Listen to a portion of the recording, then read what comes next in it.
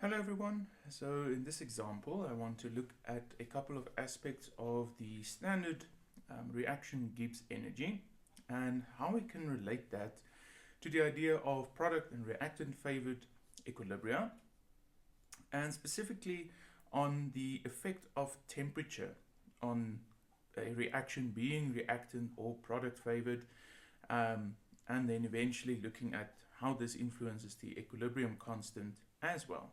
All right, so seeing how we can determine the effect of temperature on the equilibrium constant as well. So a couple of aspects. So the example that I want to look at says we need to calculate delta Rg for the composition for sulfur trioxide to sulfur dioxide and oxygen, right? So there's the reaction that we're given. So we have sulfur trioxide and it then decomposes to sulfur dioxide and oxygen, and that eventually forms some equilibrium. Now, the first question is that we must show that this equilibrium is reactant favored at 25 degrees Celsius. And now,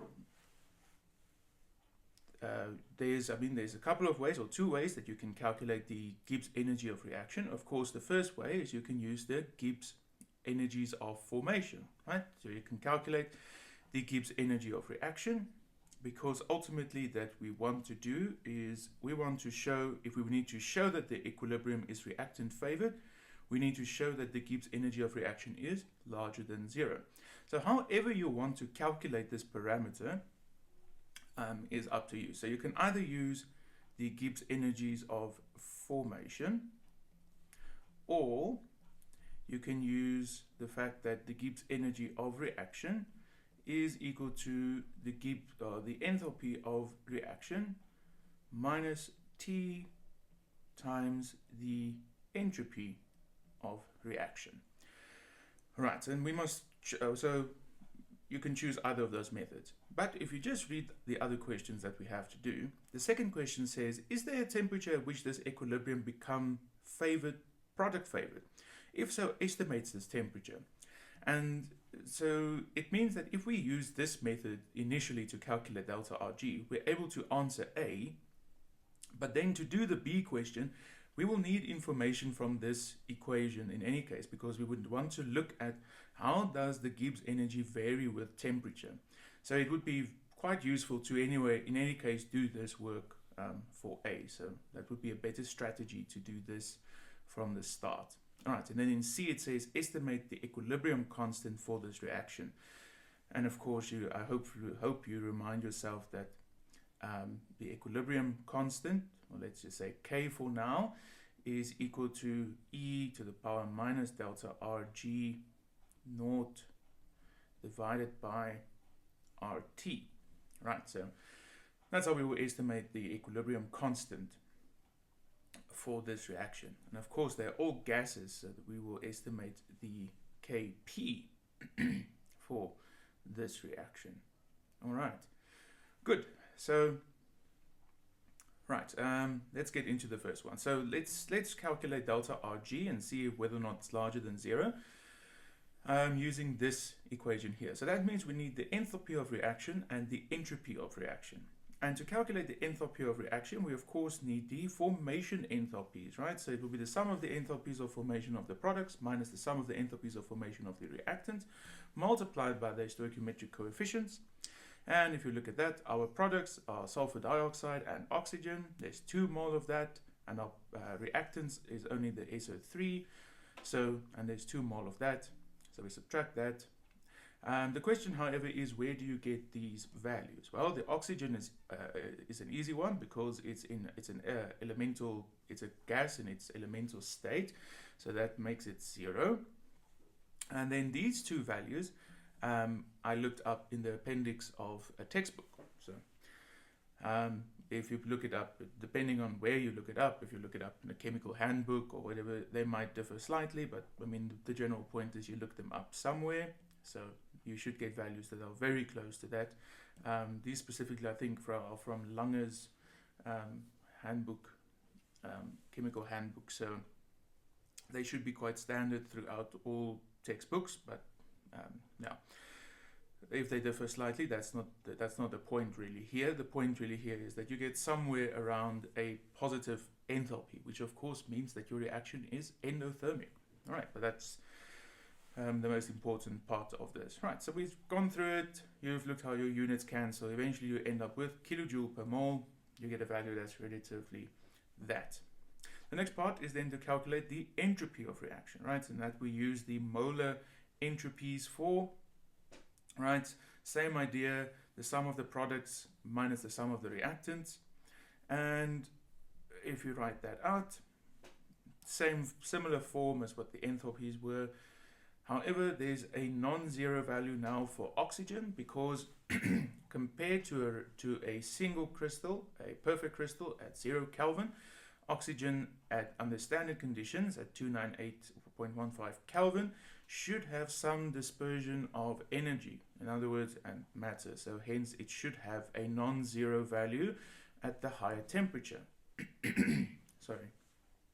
So you again looked up these values in a table and then calculated the entropy of reaction. All right, so that is, now we have both of those values. All right, so then we can use our Gibbs energy equation. So enthalpy minus T entropy. And then eventually get the Gibbs energy of reaction, which is in kilojoule per mole reaction. Of course, you need to convert your entropy, which is in joule per Kelvin per mole, to kilojoule per Kelvin per mole. All right, per mole reaction now. So that you can end up in kilojoule per mole reaction. The temperature that we're working at is 25 degrees Celsius, so that becomes 298.15 Kelvin. And that then leaves us with a positive Gibbs energy of reaction. So therefore, our Gibbs energy of reaction is positive. So that implies, when it's positive, that implies we have a reactant favored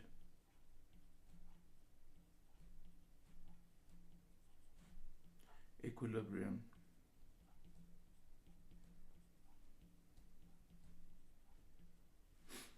All right. So if you have a reactant favored equilibrium, then it means, of course, your reactants are in excess, and that is because our Gibbs energy, our standard Gibbs energy, is larger than 0. All right, so that's the first part of the question, or the question A. So let's look at what question B asks us. It now says, is there a temperature at which this equilibrium will become product favored? If so, estimate this temperature. So to do this, we need to look at what is the form of our Gibbs energy at the moment. So our Gibbs energy at the moment has the form of, so the enthalpy was positive. So that means we have a positive number here, minus T, and the entropy was also positive. So that means it's minus T times a positive number.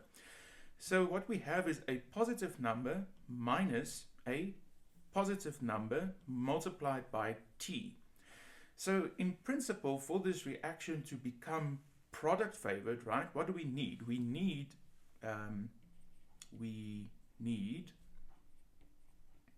or want the Gibbs energy of reaction to become less than 0, right, for it to be product favored.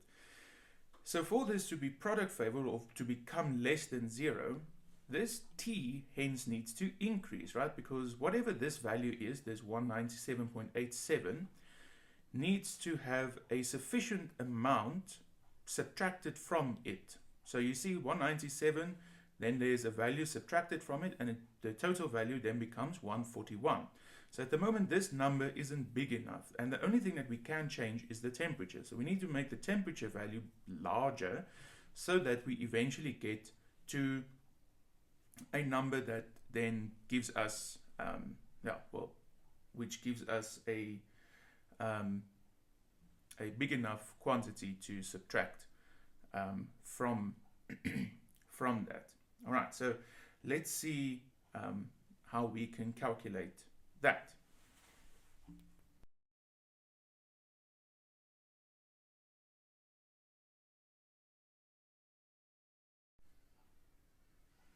Well, the first question that you should ask is, the reaction at the moment at lower temperatures is, or the equilibrium is, reactant favored. So that means it will be for lower temperatures lower than 298 Kelvin, it would be reactant favored, and then we must increase the temperature, and then at some temperature the equilibrium will be a perfect equilibrium, and then it will become product favored, right? So that's the curve that we, or the, not the curve, the line that we are looking at. So that means we must find the point where it switches over, and the point where this reaction, of course, switches over, being a perfect equilibrium, is the point where the Gibbs energy, the standard Gibbs energy of reaction is 0. So we must look at where our enthalpy of reaction minus our T entropy of reaction is equal to 0. And if we solve this for the temperature, we find that the temperature must be equal to whatever the enthalpy of reaction is divided by the entropy of reaction. All right. And then we must just quickly figure out a bit of the units. So the enthalpy of reaction is 197.86, and that's at the moment in kilojoule per mole reaction. And the entropy of reaction, we calculated as 188.65 joule per Kelvin per mole. So we also need to make it in kilojoules. So then it's -3 kilojoule per Kelvin per mole reaction. Okay. And then putting that into your calculator, you'll hopefully see the units, the kilojoules cancel, the per mole reaction cancels, and you're left with Kelvin. So here you get a value of 1048.82, etc. And to figure out what are our significant figures, well, I mean, in principle, you should use all the significant figures here, and the significant figures that we got here were at least 5. So technically you should use 5.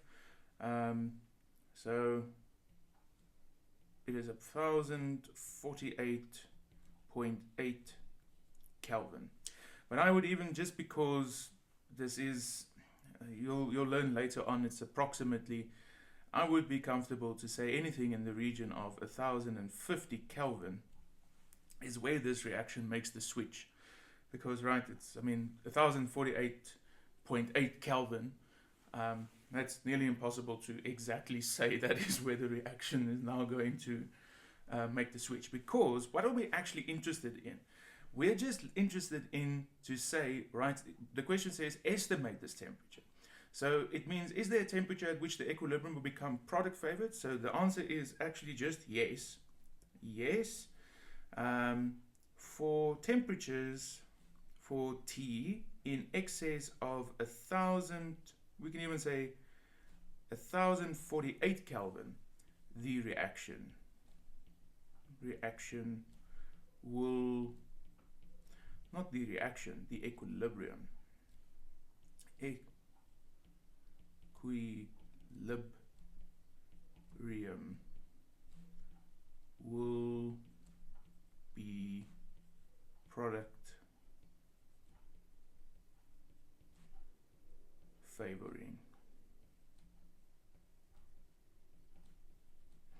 All right, so any temperature above 1048 Kelvin or 1048 Kelvin and above, you should have a product favoring equilibrium, right? And that's what this temperature is. It's an estimate of, there's the switch over, that's where the reaction will be roughly a perfect, or the equilibrium will be a perfect equilibrium.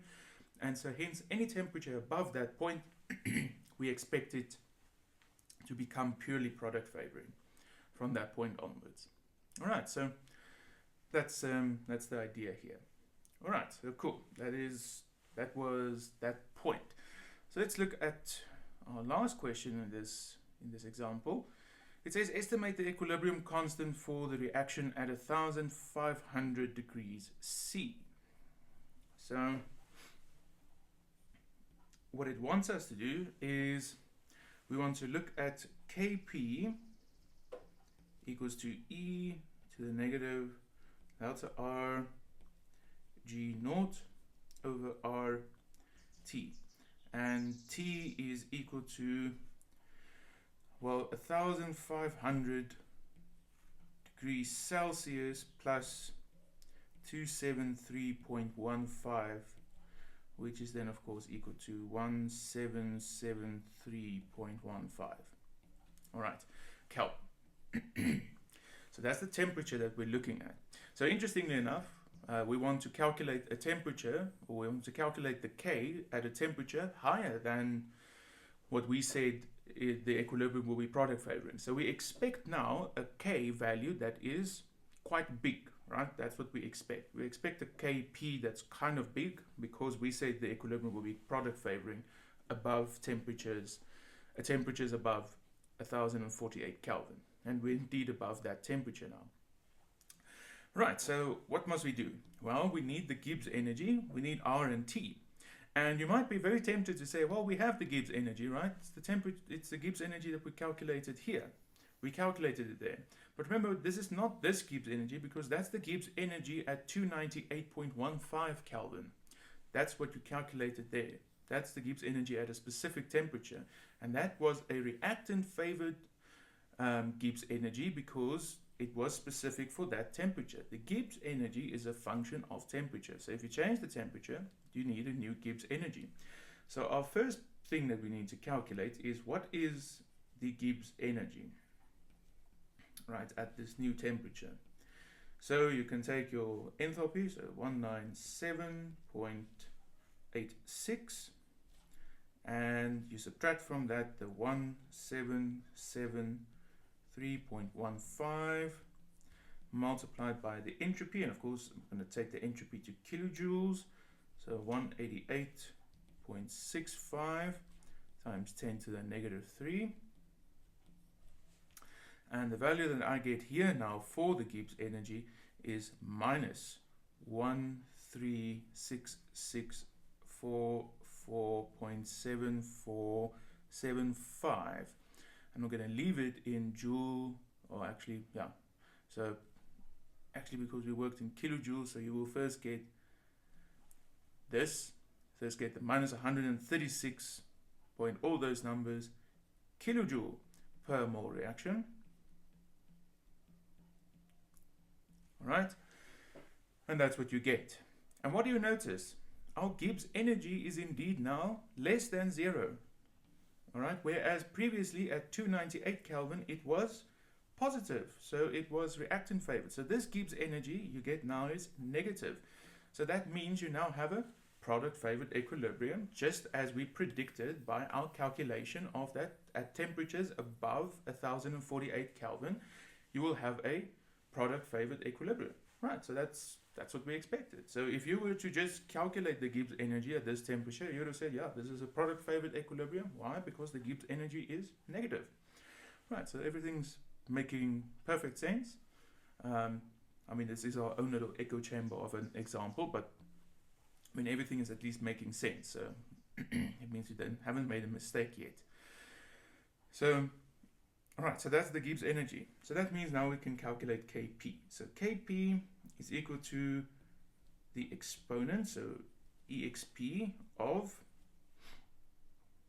negative and then of all the stuff. So minus 136.4, oh sorry, 0.6447475 kilojoule per mole reaction.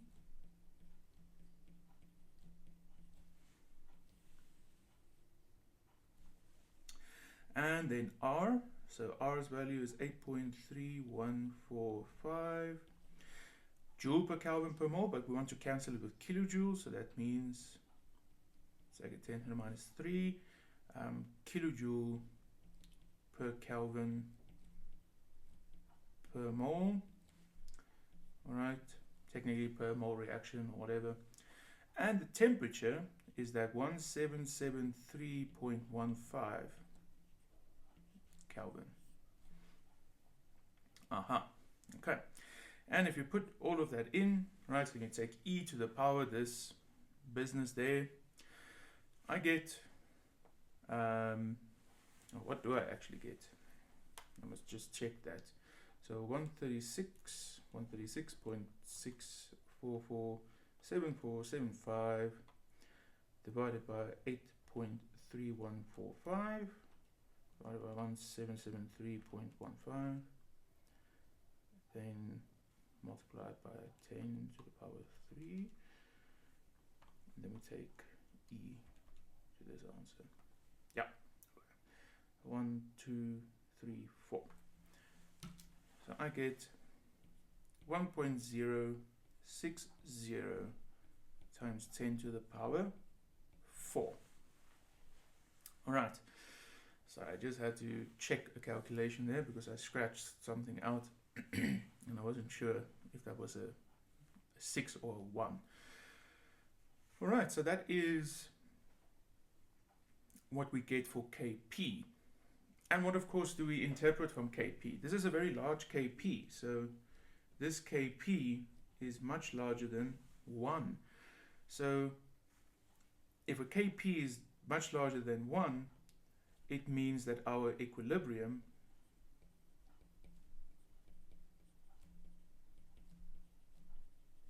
is product favored.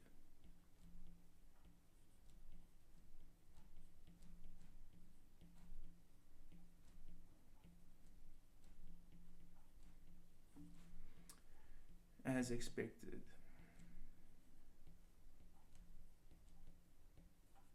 Right, and technically as predicted, because it links to the negative Gibbs energy of a standard Gibbs energy of reaction, right, which indicates a product favoring equilibrium, and the fact that we predicted that at temperatures above 1048 Kelvin, right, so which we are, we would have a product favoring equilibrium. So all is good, all makes sense, and I think we are all happy with that fact. All right. Good. So now I hope you've seen how the Gibbs energy nicely varies with temperature, how the equilibrium constant links to the standard Gibbs energy, right? And how we can link all those concepts together in a nice coherent manner. All right.